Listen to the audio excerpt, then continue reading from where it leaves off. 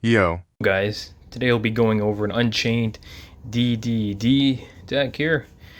It's not going to be too in-depth. We can always make a video later on, but the reason why I'm mixing these two archetypes together is due to the fiend synergy that they naturally have, and the fact that these new cards, these Unchained cards that came out in the new set, the DUNE set there, as you can see, it's a generic level 6.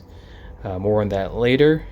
But yep, Unchained apparently is quite literally popping off in the meta right now.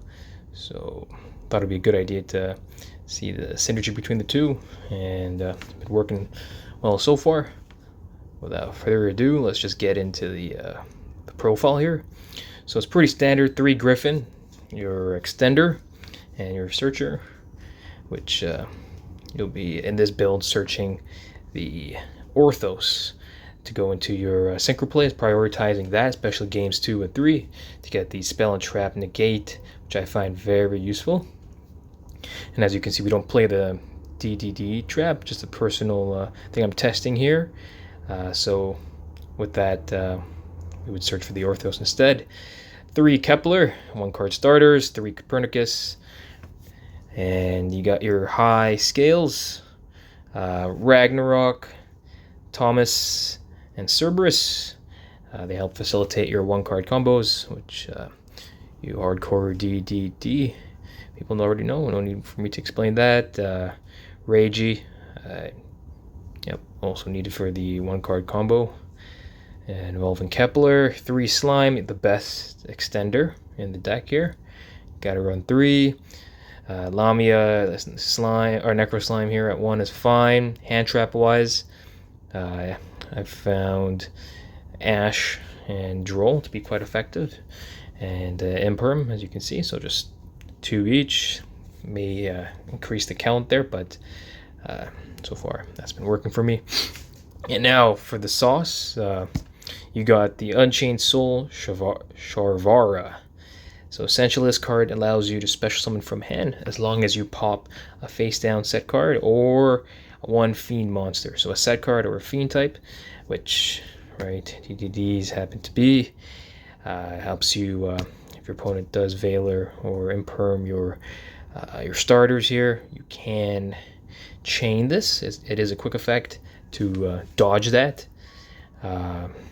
Technically, you can also use it to dodge if they were trying to stop your guild play there, but it may not be as impactful, but another thing to consider. And if this card does go to the grave, whether it's a material being detached off your High Wave King Caesar or just simply being popped by your Unchained cards, this does allow you to set these 2 traps here, this being the one that pops as like an Icarus attack, and the other that is used to special summon. More on that later. So the second card being Shyama, the one you would normally pull out from the deck once you pop one of these spells or traps.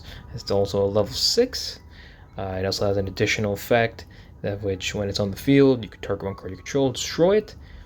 And then the second part is optional. You can destroy 1 spell or trap on the field. So that's, as mentioned, optional. You don't need to do that, but it can help towards going second, clearing your opponent's boards. And the second part here is, unlike the first card, yes, so this can special summon from the grave instead of the hand. So it is somewhat of a brick, but hey, it's another target for 1/1 that you definitely want to use. Moving on, the Arua, another card that can special summon from hand as long as you pop 1 card you control, so any card, and it does lock you into fiend types. So it hasn't came up yet, but it is interesting to note that this could technically prevent you being from Nibiru'd. More on that once tested. And if popped like the other, like Sharvara here, it can special summon 1 Unchained card from your hand or deck. So yeah. Next we'll have the Dora the Explorer maps here. Help you get your one card combo started. So I don't need to explain that. 1-for-1, similar idea. Called by the Grave. I just thought it'd be nice to have. You are a combo deck. You know, this deck is susceptible or to droll, even more so now because you're searching more. And Shifter, Veiler. It doesn't cover Imperm, but yep, does a fair amount there. Your 3 searchers, 1 swamp. Found that to be enough. 3 Abomination Prisons, so this helps you search any Unchained trap or monster, so extra consistency. And if you were to set this, pop it, helps you extend into your link plays, your Unchained link plays. And go into Caesar, same story here. If they are popped, they will special from the deck. Their individual effects, as mentioned. This is the Icarus, this is the one that revives from the grave. Or let me just read that again here. Special Unchained monster from your hand or grave, so it's both. So depending on the situation there. And then yeah, rounding off the 2 Imperms.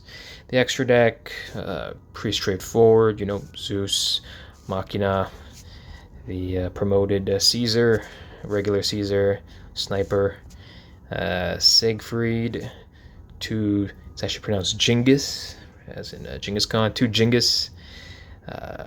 Help you go into your plays here with Caesar. 2 Gills. We can only run 2. I'd normally run 3 in the pure, but the only reason why we're doing that is because we're also running the new card that came out in DUNE, Soul King Yama. So if this card is special summon, you can add 1 Unchained monster from your deck or graveyard to your hand. So right off the bat, and it's 2 Fiend monsters that are required.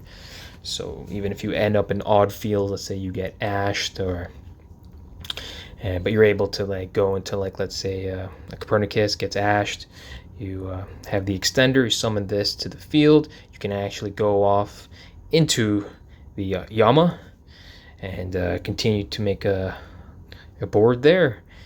Typically, yep, you would go in then to your Rage, being an interruption on your opponent's turn, being able to link away, going into then Arba, which doesn't have a quick play effect, but going second, this can link away your opponent's monsters and steal that away and make this, which is popping galore if you aren't already aware. But just to go back and hone on the Yama here.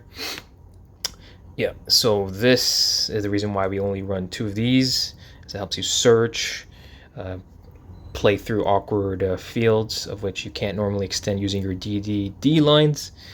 And it has a second effect too when it's in the grave, which you're going to link it off into this. But when it's in the grave and you do your Unchained things, if a card you control is destroyed by battle or card effect while this is in your graveyard, you can actually banish this card, special summon 1 Fiend monster from your hand or graveyard. So additional recursion, and then you can destroy 1 card you control. That's optional.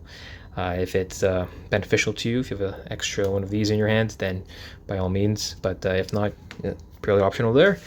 And another thing I just wanted to hone in on, yeah, Orthos, as you can imagine, you can see some natural synergy here, popping off these spells and traps if the situation requires it. Albeit we're not going to really go into the side too much, you know, pretty standard, still work in progress. Just kind of thought of generic board breakers or stoppers going first. This is pretty powerful.